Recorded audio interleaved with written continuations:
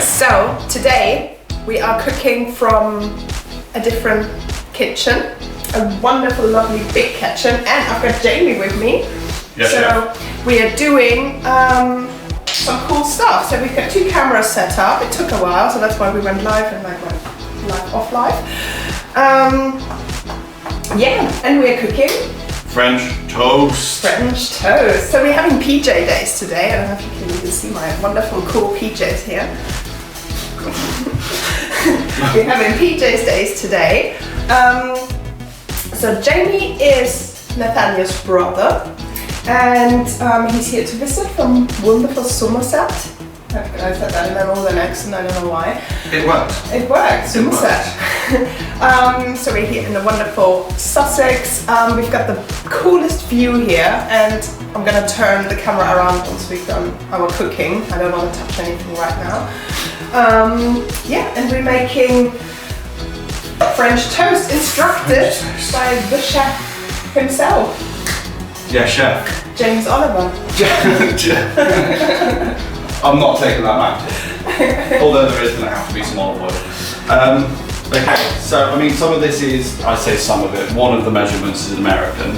Okay, One measurement. cup. It wants 1 cup Okay. of almond milk, Okay. which Now is the cup refrigerated. I don't. But it doesn't make too much of a difference because we're going to make enough for us two. And we're going to be using, basically you slice of bread, get it in the mixture, coat it, and then you fry it. There will always be some left over. Pancake. Galore. Is that? We could. Does that work? As pancakes? I tried cooking off the residual stuff once and it just turned into mush. So there is going to be some extra work that needs to go into making it into a pancake. Okay. But challenge accepted. I don't see why it wouldn't work in the future. We're gonna work out. Good. Okay. Okay. The stakes are high. I don't know if you can see me. Oh, I have to be here so you can see my face actually. Then you don't see Jamie's face, which is a bit stupid. But oh well, we can at least see what we're doing, kind of. While I'm instructing, I'm going to be chopping some fresh fruit Ooh. to make sure we have the freshest of fruit. The fridge is just in front of you, so we need the almond milk. What do we need? We need almond milk. Okay. We've got 2 different almond milks, which is nice to show actually, I think. Do you want some fruit? Yes. Yes. So and we've got lots of fruits and stuff as well. So let me show you what we've got. So we do have almond milk from Marks and Spencer's. So this is sweetened almond milk.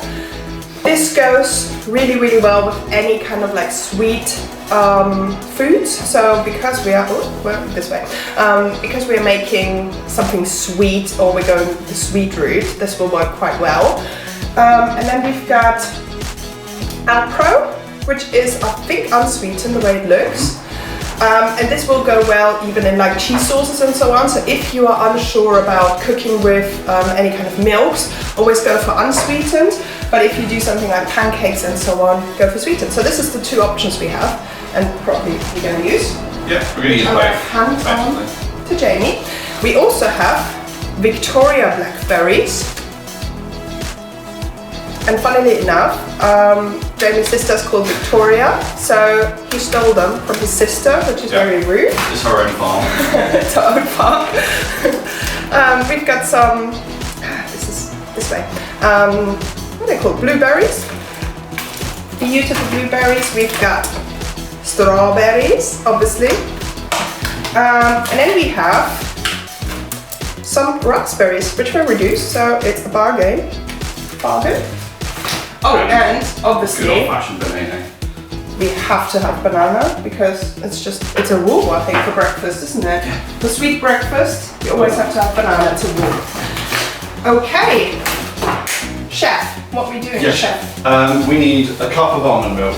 We're having almond milk, sweetened almond milk, and we're having 236 milliliters. 236. There was some extra change on the end. But Okay, 236. Oh my gosh, this doesn't even say 250, so that's going to be fun. 236. Okay, this is about right, I'm sure. Is this even detailed? Yeah, Yeah, it's on the side. Yeah, okay. So, and we're using sweetened. So, and while I was blabbering on, Jamie was doing all the hard work. I just cut While I filled some milk into a cup. It's a He did start. all of this.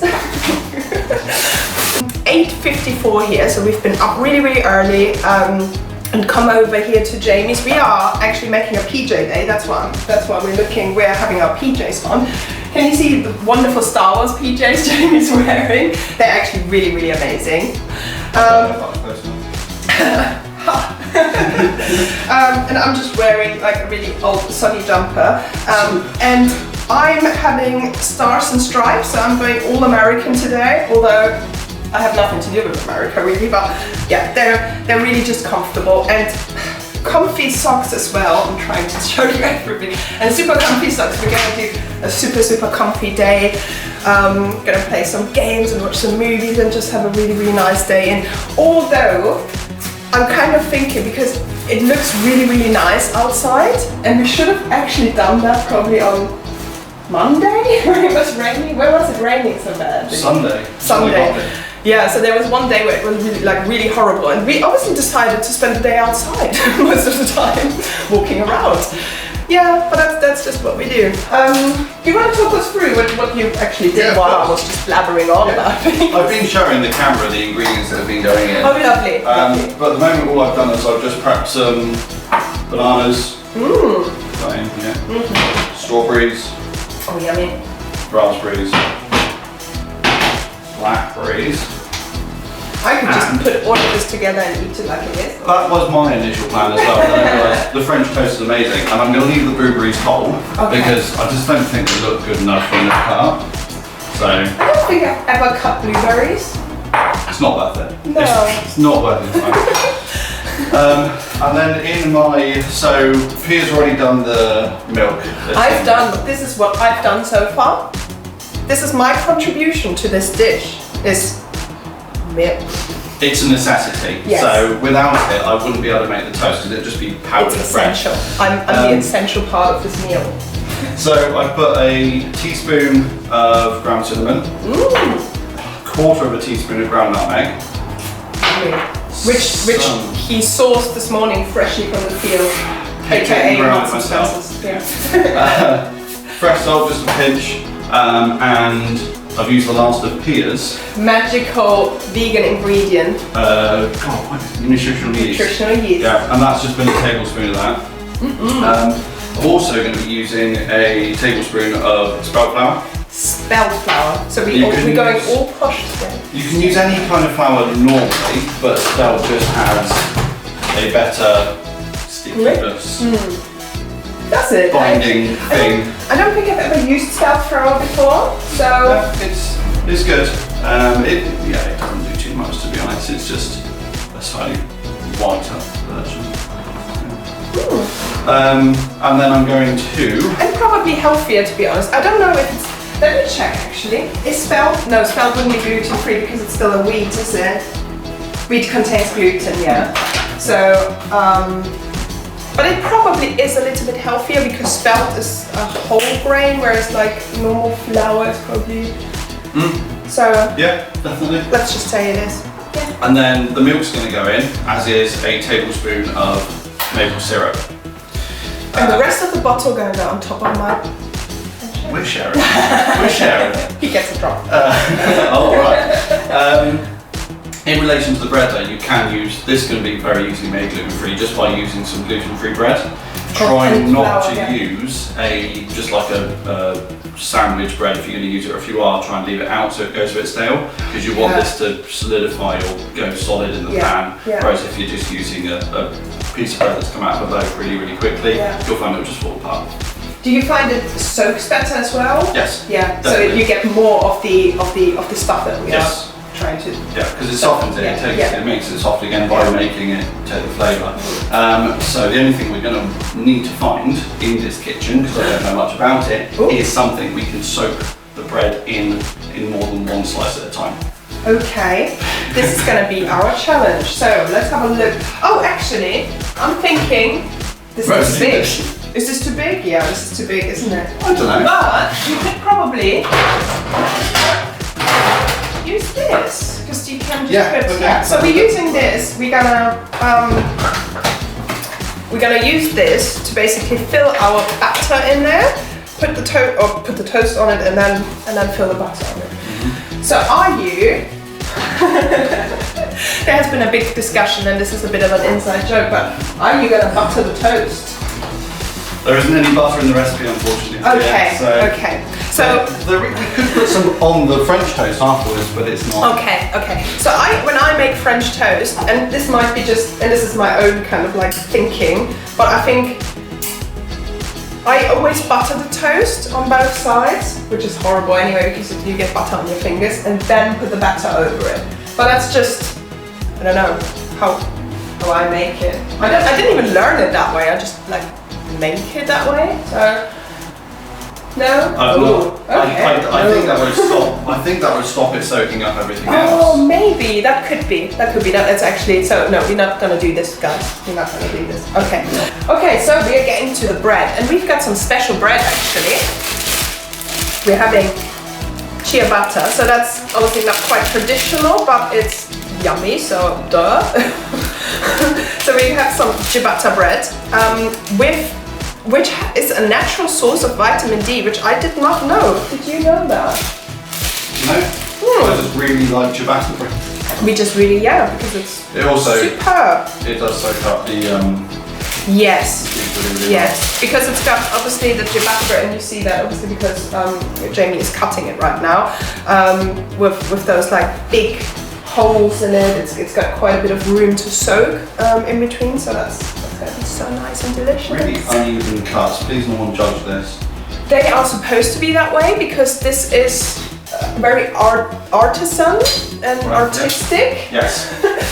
So it's totally supposed to be that way. And to be honest, I think ciabatta is really hard. It looks also, I think it looks sloppy if you would cut it straight.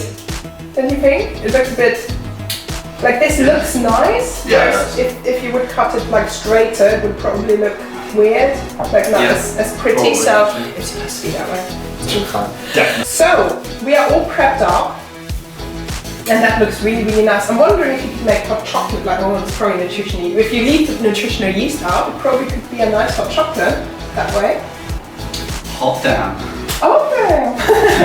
That sounds amazing. Don't you think? Yeah, so our milk, I'll show you again. Our milk is almond milk, and we added some cinnamon, some nutmeg, a little bit of salt, and maple syrup. And obviously nutritional yeast, which is this, but it makes things a little bit, this way around, it makes things a little bit more cheesy, so it's got like a bit of a, it's got like a, how do you describe the taste of nutritional yeast? Definitely savory, so it's definitely a savory flavour, although, and I think I said that in one of my streams before, it says here suggested uses. Delicious dissolved in water. Not sure about that. If it's delicious dissolved in water, milk, fruit and vegetable juices, or sprinkled on soup, stews, casseroles, salads and breakfast cereals. Half of that I agree with, the other half not so much. Breakfast cereals is the one that really puts me off. I can't imagine. Cheesy breakfast cereal. Get your Cheerios out, put some lovely oat milk on it, and then you sprinkle some nutritional yeast over just to cheesy Cheerios. I don't. It kind of sounds cool though, cheesy Cheerios. I don't like the sound of that at all. Yeah. But then again, it depends how much you put in, I guess, as well. Because if you just put a little bit on top, it might. I don't know. I think, it's not intriguing enough. So yeah, it's got a cheesy, nutty flavor. So you do want to have something more savory. Although we are using it in a sweet dish now. So. Yeah, so it does work. I guess it depends. It depends what you like and what you prefer. So Jamie is very, very professionally soaking, squeezing the bread to make sure it soaks up our liquid. Yeah, I'm going to flip it over in a second, do the other side. It will normally. I would normally use a deeper but shorter dish, and then you can get it soaked in more. Yeah. But because this isn't my kitchen, We don't have that. there's nothing I would normally use in here, Yeah. apart from the whisk. Yeah. I mean, to be honest, the bowls are really nice, and especially the glass bowls are really nice. Yeah. Yeah, no, I would definitely book this place again. Having the sea right outside the window is... That makes. Let me show you guys, because we keep talking about the sea, and you just have to see the sea, what we see. That sounds horrible. Okay. Have a look at this, guys. So this is what we see right now. I hope you can see it. So this is the sea view we have. Can you see It's lovely. Can you see the sea? I think you can see the sea. So it's really, really nice. And obviously the living room is even better with the view. So let's go back to our cooking. So we just had that discussion that I would butter the bread, just because I'm a pig and I love butter. Wrongly. It makes sense. It makes sense though that the butter would prevent it from soaking much. But what I also do is, well, Jamie had a little bit of spelt flour in it, and I would make like a proper thick batter and dip it in. So I would make it more of like a proper pancake. And I see what you mean with it being too liquidy to make that pancakes out of it afterwards. But it's very easy to change. Sorry? Very easy to change once you've got the flavors. Yeah, you could just put a bit more flour in and then, yeah, so I would make it really thick and dip it into, and then have a really big thick pancakey crust. So this is going to be very different, which is going to be interesting, and I really like that, to have a little bit of a wider horizon. So we're still soaking our bread. So we are making French toast for everyone who just joined, and we have some wonderful butter as well. So we do have Plant Kitchen butter. So this is again a UK supermarket, not kind of local to the UK, a UK supermarket own brand. So a lot of the supermarkets in the UK have their own vegan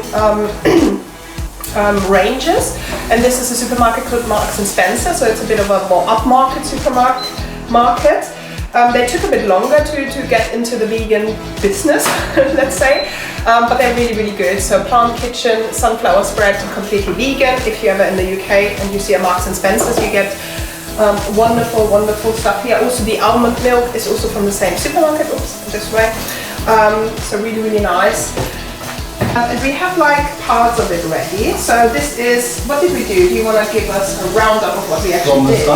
Yeah.